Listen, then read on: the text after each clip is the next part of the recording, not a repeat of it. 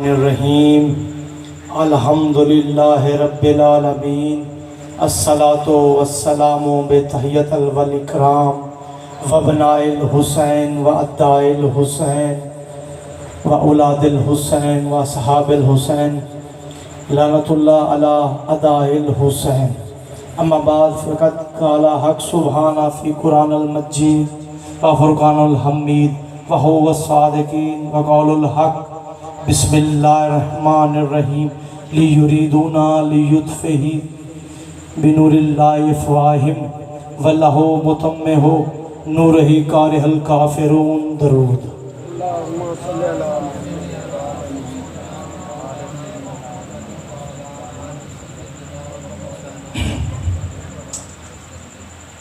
تمام دوست احباب، آج کی محفل ذکر حسین میں سجائی گئی ہے۔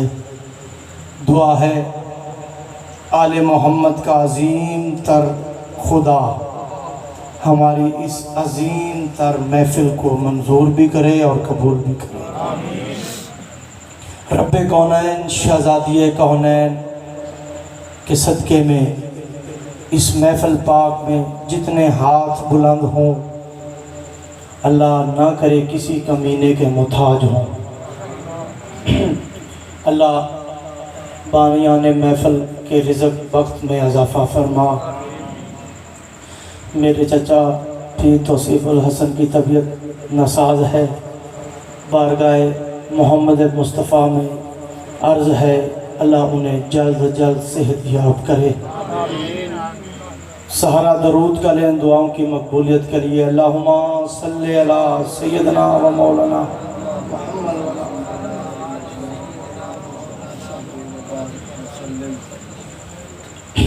میں آپ کو آج جس موضوع پہ تھوڑی سی زحمت دوں گا وہ ہے قتل حسین کی وجہ، جس کے لیے میں نے آیت کریمہ کو سخن قرار دیا ہے، وہ ہے سورہ صف کی آیت۔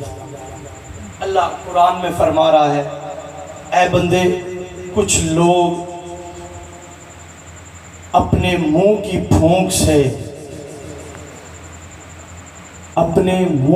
پھونک سے میرے نور کو بجھانا چاہتے ہیں، اور میں اللہ اپنے نور کو انجام تک پہنچاؤں گا، چاہے کافر برا مان جائیں۔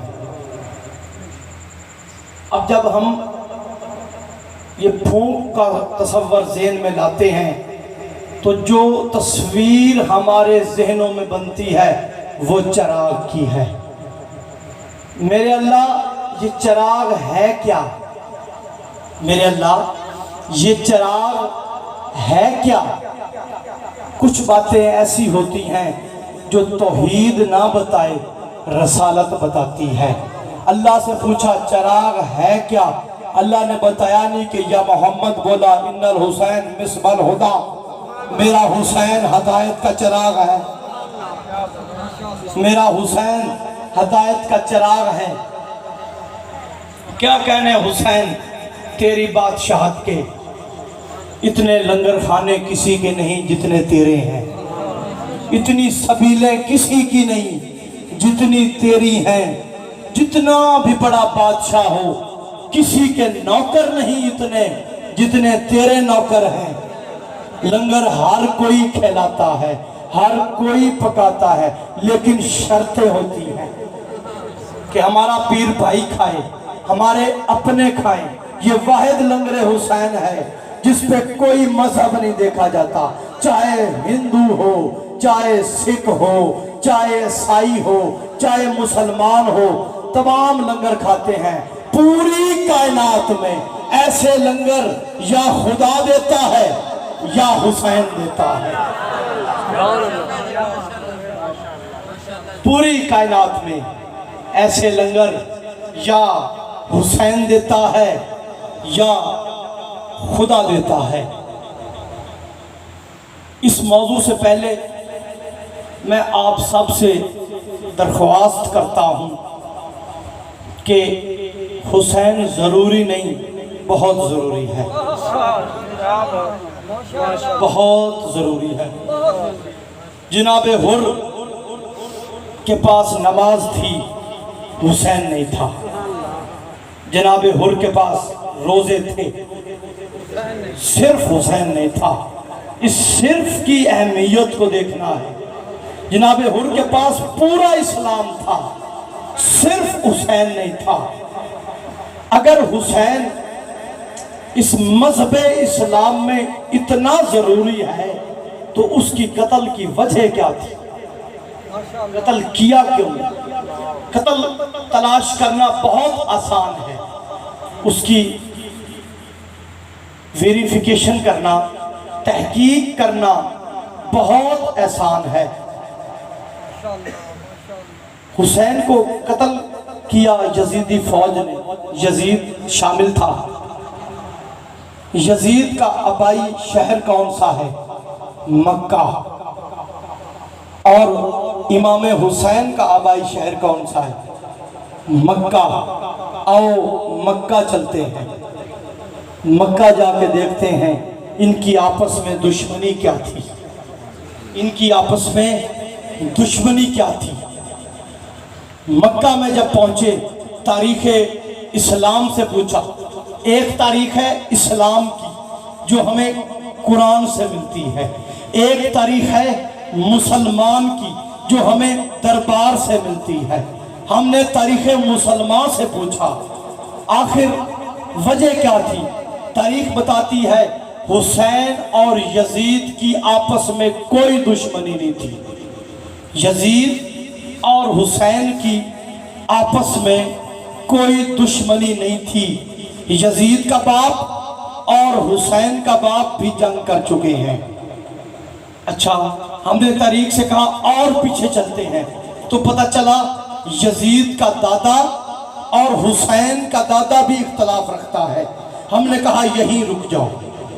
حسین کے دادے اور یزید کے دادے میں اختلاف کی وجہ کیا تھی؟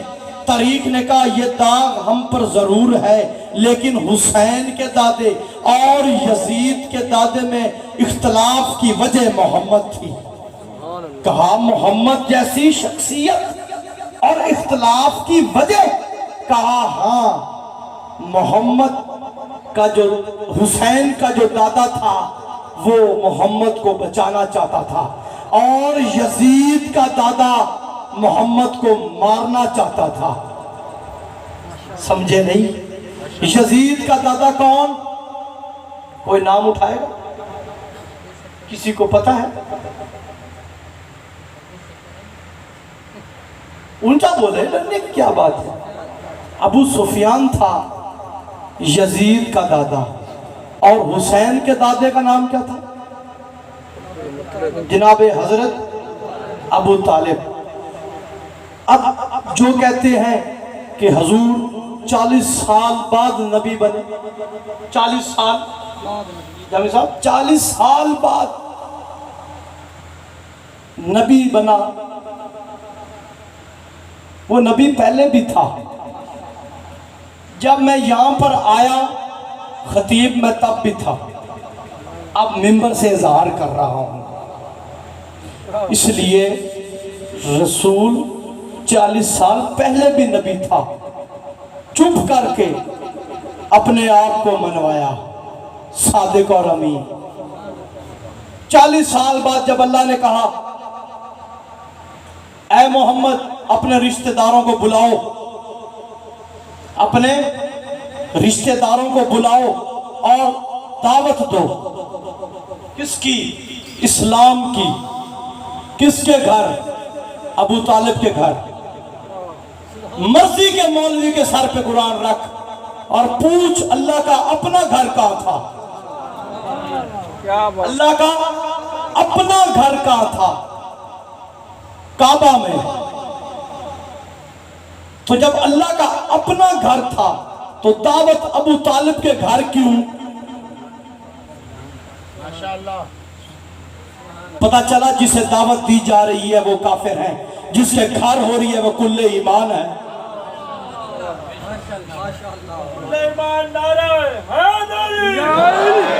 درود پڑھے نا۔ چپ کیوں ہو گئے؟ ٹاپک پسند نہیں ہے؟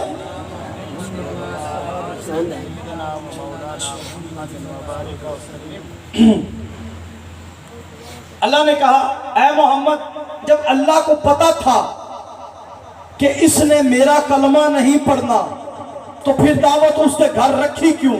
یہ کیوں نہ کہہ دیا محمد 40 کفار کو ساتھ لے اور مکے کی دیوار کے ساتھ آ کے تکیہ لگا، تو میری بھی باتیں کر، میری توحید کی باتیں کر، اپنی رسالت کی باتیں کر، میری توحید کی باتیں کر، اپنی رسالت کی باتیں کر۔ ہم نے علماء کرام سے پوچھا کہ جب اللہ کا اپنا گھر موجود تھا تو ابو طالب کے گھر میں دعوت دی کیوں؟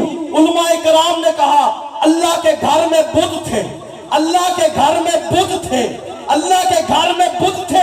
ارے تو اندر سے مان گیا رحمان کے گھر بت ہے، عمران کے گھر بت نہیں۔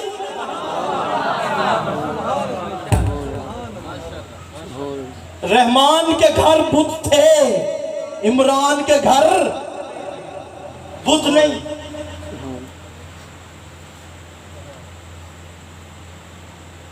عمران کے گھر دعوت ہوئی، لنگر علی کے باپ نے پکایا، لنگر علی کے باپ نے پکایا۔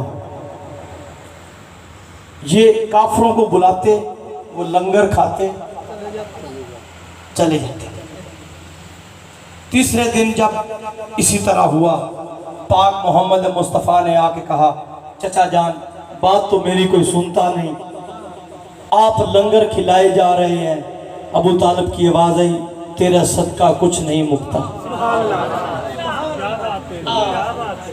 ابھی ایمان ابو طالب پہ شک ہے، تیرے دیا ہوا اس گھر میں بہت ہے، تو نے بات کرنی ہے؟ کہا جی چچا، کہا آج بات کر، آج نہیں جانے دوں گا۔ تاریخ پڑھو نا، تاریخ کی کتاب تاریخ طبری میں یہ واقعہ موجود ہے۔ تو ان کا جب یہ دعوت پہ جاتے تھے نا کفار، تو ایک طرف ابو لہب بیٹھ جاتا اور ایک طرف ابو جہل بیٹھ جاتا۔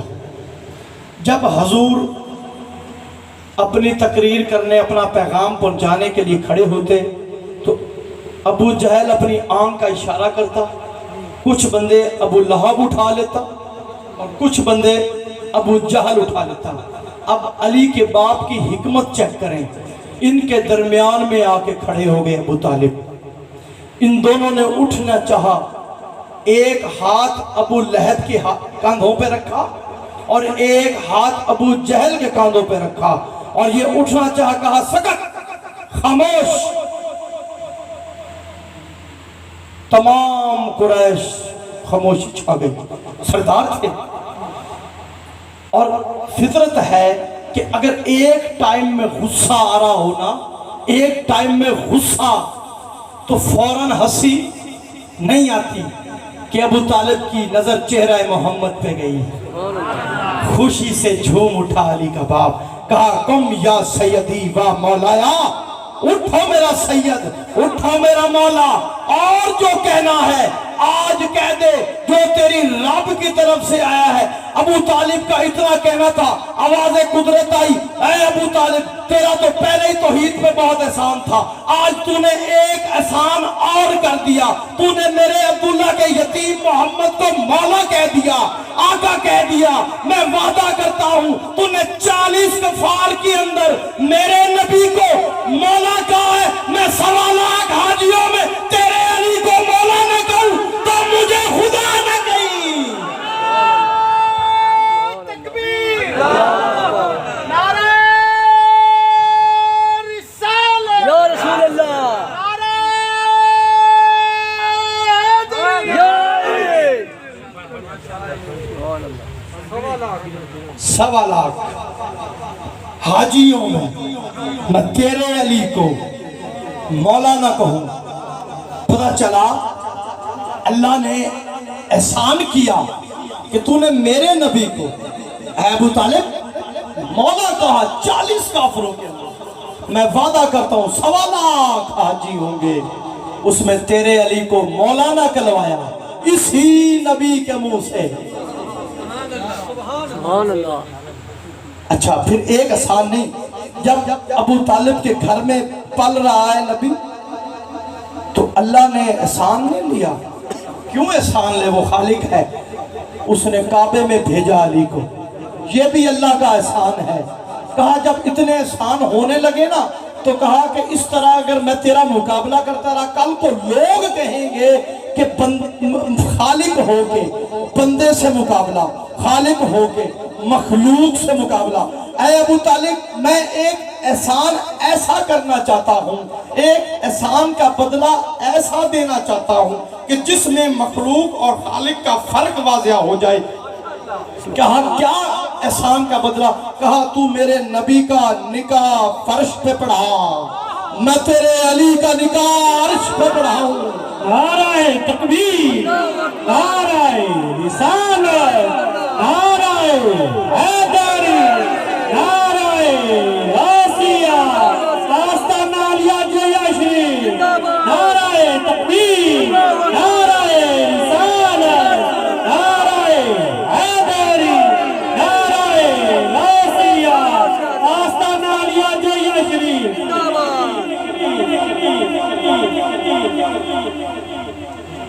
یہ کوئی بھی تنظیم ہو، کوئی بھی، اس کو دو چیزوں کی ضرورت ہوتی ہے۔ کس کی؟ ایک دولت کی، دوسری انفرادی قوت کی۔ کوئی بھی تنظیم ہو، پی ٹی آئی ہوگی، اس کو بھی دولت اور لوگوں کی ضرورت ہے۔ کوئی بھی تنظیم ہو، چاہے دینی ہو چاہے کوئی بھی تنظیم ہو، اسے کیا ضرورت ہوتی ہے؟ دو چیزیں، ایک انفرادی، دوسری دولت۔ تو دین بھی ایک تنظیم تھی اللہ کی، تو دولت کس نے دی؟ سیدوں کی دادی جناب خدیجہ الکبریٰ۔ اور انفرادی قوت کس نے دی؟ جناب ابو طالب نے انفرادی قوت دی۔ کس طرح کہ جب حضور نے کہا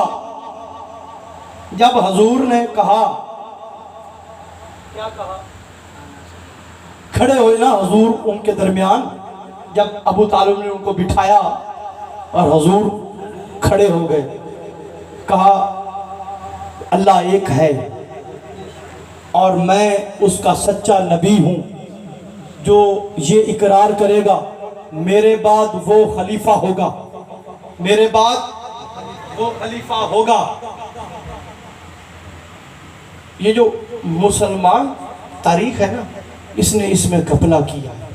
میں عیسائی تاریخ اٹھائے نا، رومن امپائر کی، اس نے اسلام کی اس دعوت کو بہت باریک سے لکھا ہے۔ اس نے ایک ایک پہلو لکھ دیا اس میں۔ وہ کہتے ہیں جب رسول نے یہ کہا تو وہ کہتا ہے they are keep silent of all قریش، تمام قریش پہ خاموشی طاری تھی۔ حضور نے کہا who will help me، کون ہے جو میری مدد کرے گا؟ who will follow me، کون ہے جو میری اتباع کرے گا؟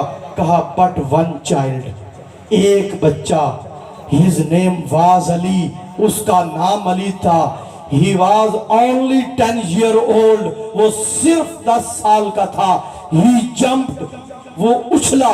he cried، وہ چیخا اور کہا I help you، میں تیری مدد کروں گا، میں تیری اتباع کروں گا، میں تیرے دشمنوں کی ہڈیاں توڑوں گا۔ 11 سال سن تھا، 11 سال کا۔ ایک یہ تھا علی، ہاں ایک 11 سال کا علی ہے جو 40 کافروں کے درمیان کھڑا ہو گیا، اور ایک 11 سال کا وہ علی جنگ صفین میں 500 گھڑ سوار کے سامنے کھڑا ہو گیا، جسے ہم غازی عباس کہتے ہیں۔ غازی عباس لقب اس لیے نہیں کہ وہ شہید ہو گئے تھے، لقب غازی اس لیے کہ 11 سال کی عمر میں جو جنگ فتح کی، آئے جو جنگ فتح کی، آج تک غازی ہے۔ اور پھر سب سے بڑی بات کہ کربلا پہ جب جناب کے دونوں بازو شہید ہوئے نا تو بی بی زینب نے لقب دیا تو میرا غازی بھائی ہے، اس لیے انہیں غازی کہا جاتا ہے۔ آپ 11 سال کے تھے، علی یہ ساتھ دیا، تو پھر جب ساتھ دینے کا وعدہ کیا نا، میں تھوڑا لمبا پڑھ سکتا ہوں؟ تھکے تو نہیں؟ تو نعرہ تو سنائے نا، پھر گم سم کیوں ہو؟ نعرہ تکبیر، نعرہ رسالت، نعرہ حیدری، نعرہ غوثیہ، سید حسن علی گیلانی، آستانہ علیہ جویہ شریف، آستانہ علیہ جویہ شریف۔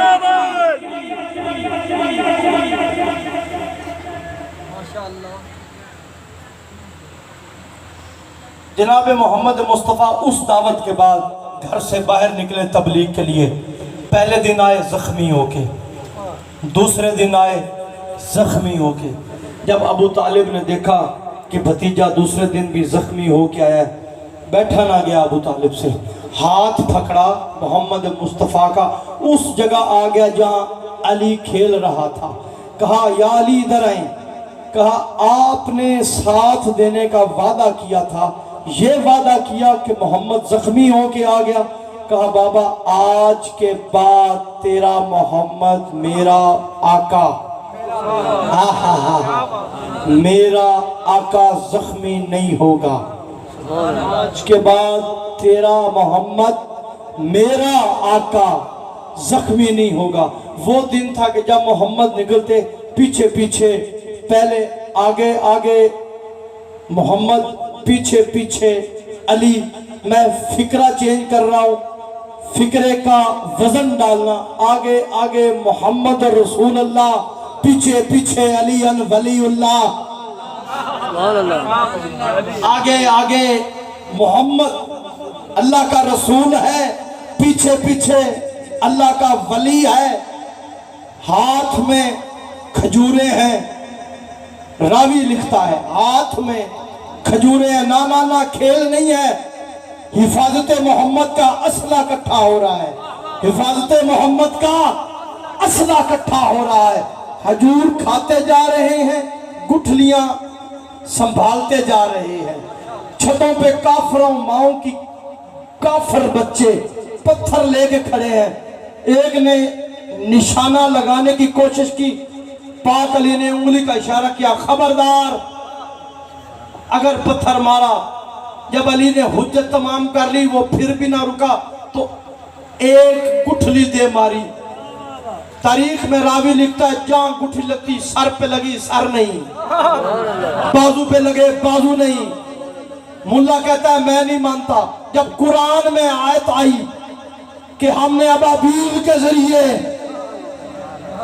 ہاتھیوں کو مروایا، اے اللہ تو ابابیل کے ذریعے ان کی چونچ کے چھوٹے سے کنکر کے ذریعے ہاتھی مروا سکتا ہے، یہ تو ید اللہ ہے۔ ارے ید اللہ کے ہاتھ سے ایک بندے کا سر نہیں۔ نعرہ تکبیر، نعرہ رسالت، نعرہ حیدری، نعرہ غوثیہ، آستانہ علیہ جویہ شریف۔ یہ ید اللہ کا ہاتھ ہے، تو ید اللہ کے ہاتھ سے بندہ نہیں گر سکتا۔ ابابیل کی منہ سے کنکر مروا کے ہاتھی مر سکتا ہے، وہ ابابیل ہے، اور یہ ید اللہ ہے، اللہ کا ہاتھ ہے۔ نبی نے فرمایا ہے، ہماری کتابوں میں راویوں نے لکھا ہے، مصنفوں نے لکھا ہے، اس سے انکار تو نہیں نا ہم کر سکتے۔ تو دولت تھی بی بی ختیجہ کی، اور افرادی قوت تھی جناب ابو طالب کی۔ ایک چھوٹی سی بات بی بی ختیجہ کی، پھر آگے چلتے ہیں کہ جناب بی بی ختیجہ کو نا تانے ملتے تھے۔ اس ٹائم عرب کے لوگوں کی روایت آپ جانتے ہوں کہ وہ شعروں کے الفاظ میں تانے دیتے تھے۔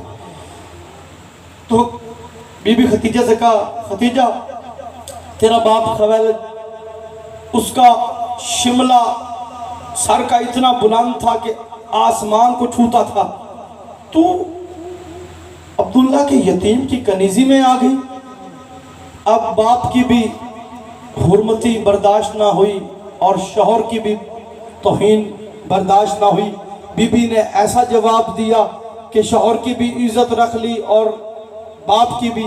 کہا بے شک میرے باپ کا سر کا شملہ اتنا بلند تھا کہ عرش کو چھوتا ہے، اور میرے شوہر کی جوتیاں ایسی ہیں جو عرش کو چھوتی ہیں.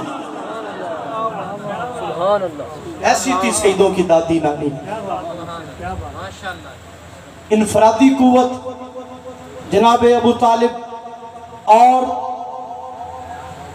دولت جناب خدیجہ کی لگی. کیسے؟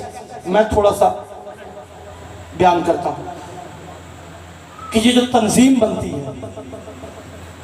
اب یہ بی بی اتنی امیر تھی کہ اس کا ایک اونٹ مکے میں ہوتا تھا، پیچھے والا جو سب سے آخر پہ ہوتا، اور جو سب سے پہلا اونٹ ہوتا وہ یمن میں داخل ہو رہا ہوتا. اتنی امیر تھی یہ بی بی کہ کچھ مکے کے چور ڈاکو لوٹنے لگے سامان. جب سامان لوٹتے تو نوکروں نے آگے کہا بی بی منافع کم ہوا ہے، وجہ کچھ ڈاکو ہیں مکے کے چور ہیں جنہوں نے یہ لوٹ لیا ہے سامان. اب بی بی سیدھا ابو طالب کے گھر کے سردار تھے نا، جا کے دستک دی. حضرت ابو طالب نے دروازہ کھولا، کہا آپ کے مکے کے کچھ لوگ میرے قافلے کو لوٹتے ہیں، چوری کرتے ہیں سامان، میرا منافع کم ہوتا ہے، آپ سردار ہیں اس کی خبر لیں. اب جناب ابو طالب نے کہا بی بی گھر جا، تیرا کام ہو جائے گا.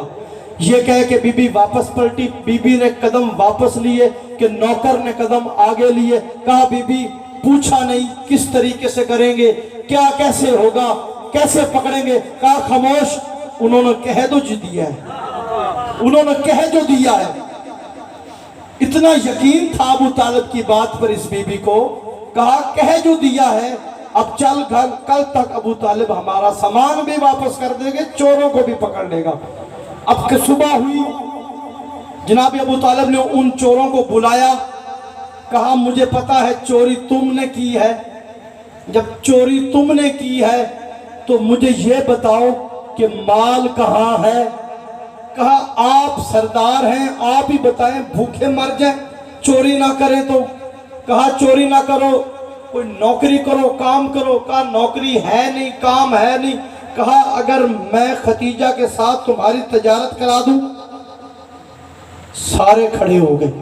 کہا کہاں خدیجہ، کہاں ہم، کہاں خدیجہ، کہاں ہم، کیسے کرائیں گے. کہا وہ میری مرضی. اچھا محمد کرنا کیا ہوگا؟ اچھا ابو طالب کرنا کیا ہوگا؟ کہا تمہارے گھر جو سامان ہے وہ لے آؤ. اگر ایک اونٹ ہے تو اونٹ لے آؤ، اگر ایک گھوڑا ہے گھوڑا لے آؤ، کچھ بھی ہے لے آؤ اور واپس 2 لے جانا. یہ تجارت ہے.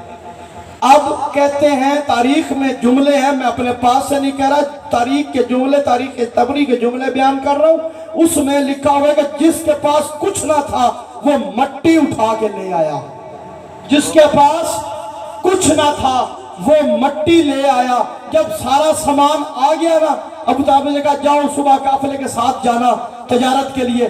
اپنا نوکر بھیجا بی بی خدیجہ کی طرف، آؤ جو سامان تمہارا لوٹا تھا آ گیا ہے.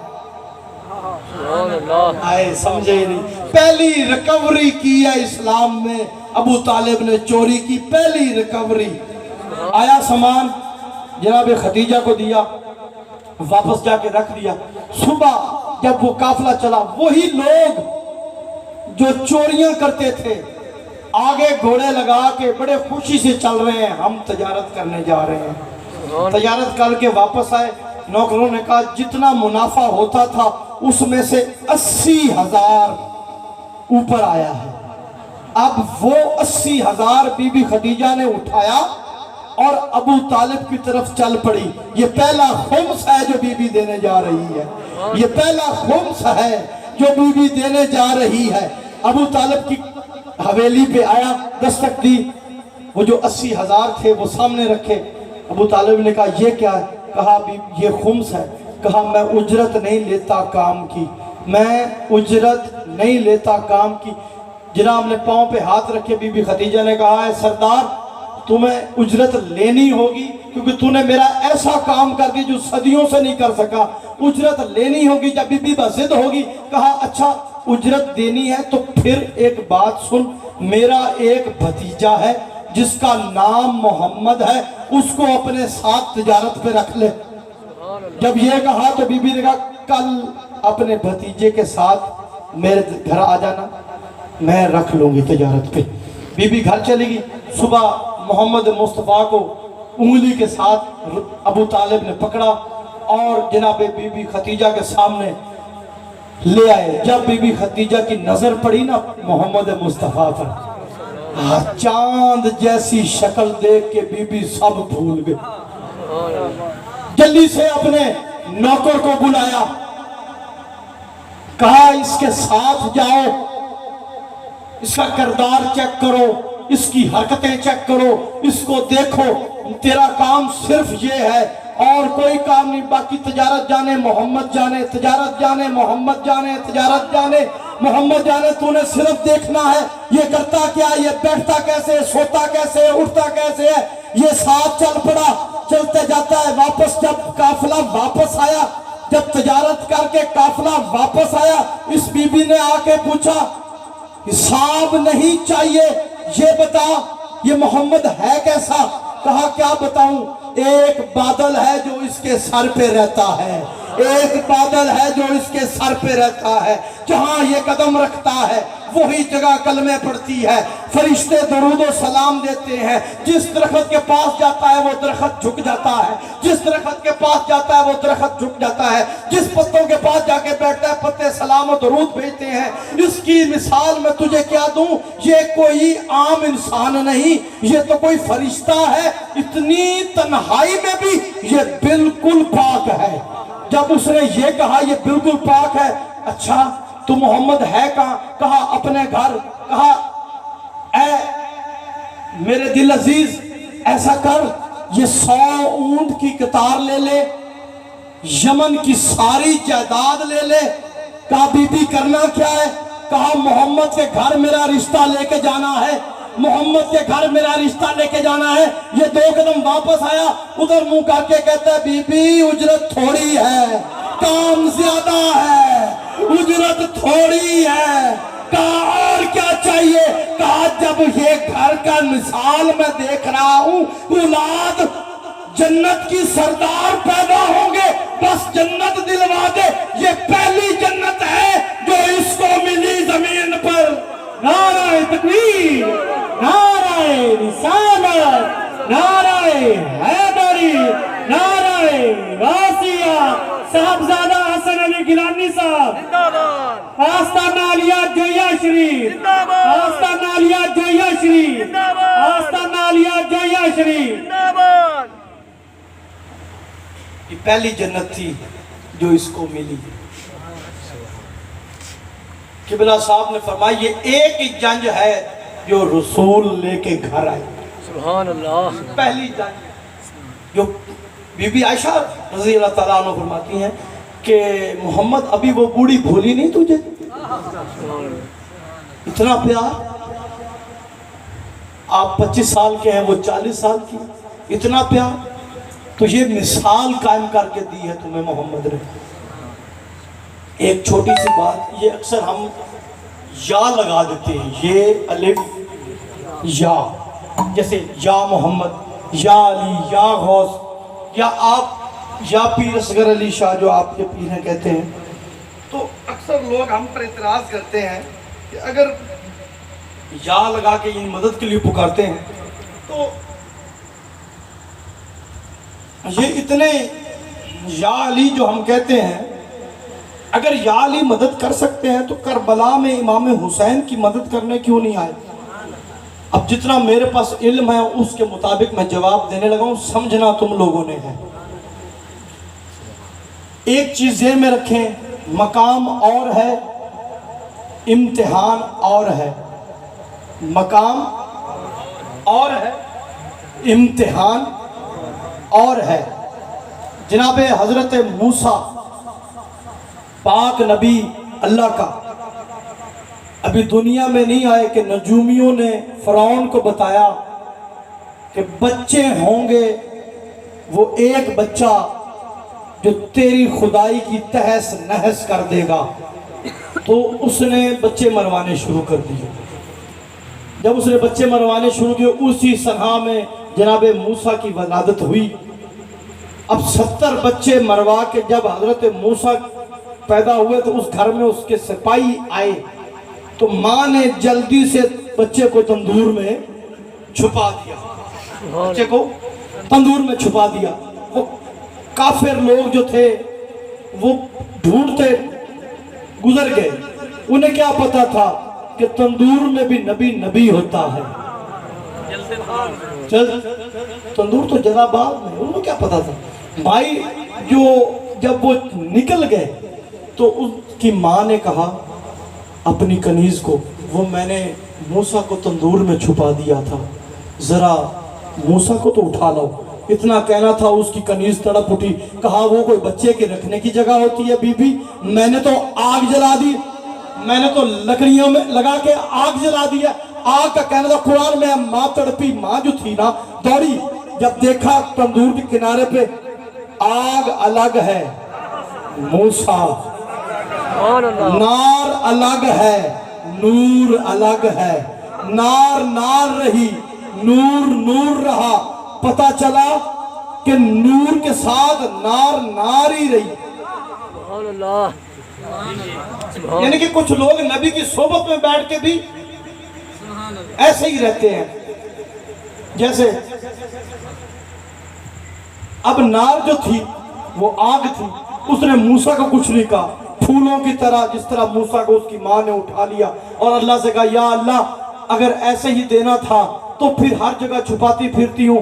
अल्लाह की आवाज आई, ऐ मूसा की माँ, मेरा नाम लेके दरिया में बहा दे, मेरा नाम लेके दरिया में बहा दे। अब दरिया में बहाने का जब नाम आया तो मूसा की माँ ने कहा, या अल्लाह बच्चा भी दिया था तो बहा देने के लिए। अल्लाह की आवाज आई, ऐ मूसा की माँ, मैं तुझसे वादा करता हूं, मैं तुझसे वादा करता हूं कि यही मूसा, इसका दुश्मन फ़िरौन है, उसके घर में इसको परवरिश दूंगा, दूध भी तू पिलाएगी, गोदी में भी सारा दिन तेरा रहेगा, उजरत भी तुझे मिलेगी। और फिर जब ये बड़ा होगा, मूसा किसे हाथों से फ़िरौन की दाढ़ी मंडवा के तेरे घर नबी बना कर ना भेजा तो अल्लाह ना कही। अल्लाह ने वादा कर लिया। मूसा की बहन का नाम था कलसूम। जनाब कलसूम से कहा, जाओ तबूत लेके आओ। ये वही तबूत है जिसको आज हम तबूत सकीना के नाम से याद करते हैं, जिसमें नबियों के आसाए कराम है, नबियों की निशानियां हैं, जिसके पीछे यहूदी भी फिरे हुए हैं कि जिसके पास वो तबूत आ गया वो बादशाह है, वो पूरी दुनिया पे बादशाही करेगा। ये वही तबूत है। जब तबूत वाले के पास आया ना, जब तबूत वाले के पास आई ना बीबी ने कहा तबूत चाहिए। कहा किस लिए? अब नबी की बहन थी, झूठ तो बोल नहीं सकती थी। कहा हमारे घर अल्लाह ने बेटा दिया है, फ़िरौन दुश्मन है, वो उसे मरवा ना दे। हमारे सच्चे रब ने, हमारे सच्चे रब ने हमें हुक्म दिया है कि इसको पानी में बहा दो। वो जो तबूत था वो उसने उस बच्ची को दिया और ज़हन में सोचा कि इस बच्चे के बारे में अगर मैंने जाके फ़िरौन को बता दिया, फ़िरौन को बता दिया तो इनाम मिलेगा। अब उसने ये सोचा जाने के लिए, वो गया। अभी पहुंचा नहीं तो रास्ते में सांप ने रास्ता रोक लिया। इस गली में जाए, उस गली में जाए, देखे सांप एक ही है, रास्ते बदलता है, सांप वही है कि एकदम सांप ने मुंह खोला, उसको खा गया। तारीख में है, यानी बंदा नबी की मुखबरी करे तो सांप खा जाता है, ये ज़हन में रखिए। अब वो तबूत लेकर बीबी कहाँ चली गई? घर। मूसा को तबूत में रखा और बहा दिया। इधर जनाब बीबी आसिया, ये कौन है? फिरौन की बीवी। ये अपने छत पे खड़ी बालकनी में, देखा है कि दरिया जो फिरौन के पीछे से महल से गुजरता है ना, वहां से एक ताबूत जा रहा है। अपनी नौकरानियों से कहा उस ताबूत को लेके आओ। जब वो ताबूत लेके आए, खोला तो देखा चांद से भी खूबसूरत बच्चा है। अब अल्लाह ने बीबी आसिया के दिल में मूसा की मोहब्बत डाल दी, कहा इसको मैं ही पालूंगी। कुरान में इस बीबी को मोमना कहा गया है। मैं सवाल यह करता कि अल्लाह ने इस बीबी को मोमना कहा नहीं, अभी मूसा 3 दिन का है, अभी मूसा नबी हुआ नहीं। हमारे ईमान में नबी 40 साल का है, तो वो मोमना कैसे होगी? ना उसने कुरान में है, ना उसने कलमा पढ़ा, ना उसने नबी मूसा का कलमा पढ़ा, ना नबी ने ऐलान किया मैं नबी हूं। वो मोमना हुई तो हुई कैसे? पता चला जो नबी की परवरिश करे उसे कलमों की जरूरत नहीं, वो मोमना होते हैं, वो मोमिन होते हैं। अब फिरौन से कहा ये बच्चा मैंने पालना है। बात ध्यान में रखना, मकाम और होता है, इम्तिहान और होता है। उसने कहा बच्चा मैंने पालना है। अब बंदा चाहे बाहर खुदा भी हो, घर में नहीं चलती, अब बाहर चुप है, अंदर आया। एक दिन गौर से गुस्से से जनाब मूसा को देखने लगा। जब गुस्से से